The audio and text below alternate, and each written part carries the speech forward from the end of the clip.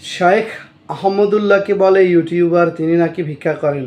শান্তা শারমিন নামে এক বাজে মহিলা, বস্তির মহিলা, রাস্তার মহিলা, সে মিডিয়ার সামনে আসি বিভিন্ন সময় বিভিন্ন মানুষকে নিয়ে বাজে বাজে কথা বলে, বিভিন্ন ইসলামী দলকে নিয়ে আজে বাজে কথা বলে।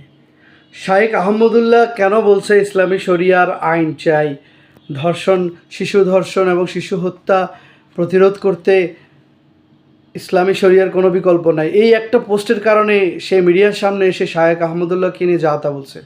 অথচ শায়েখ আহমদুল্লাহ উনাকে অন্তর্বর্তীকালীন সরকারের ধর্ম উপদেষ্টার পদের জন্য প্রস্তাব দেওয়া হয়েছিল, তিনি বিনয়ের সহিত ফিরিয়ে দিয়েছেন। এমন একজন নির্লোভ মানুষ, যে পদের জন্য হাজার হাজার কোটি টাকা, শত শত কোটি টাকার অফার করতে আমরা শুনেছি, সেই পদ পেয়েও ফিরিয়ে দিয়েছেন।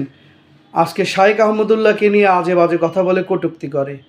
এই দেশের নেতাদেরকে নিয়ে, প্রধানমন্ত্রীদেরকে নিয়ে কেউ কিছু বললে মানে তার জেল নিশ্চিত, তার বাড়িঘরে হামলা ভাঙচুর। কিন্তু মিডিয়ার সামনে প্রকাশ্যে শায়েখ আহমদুল্লাহর মতো একজন মানুষ, তিনি নাকি আসুন্না ফাউন্ডেশনের মাধ্যমে ভিক্ষা করে, তাকে নিয়ে এই বাজারের মহিলা, বস্তির মহিলা, ফালতু মহিলা আজে বাজে কথা বলে, কেউ তো কোনো প্রতিবাদ করে নাই।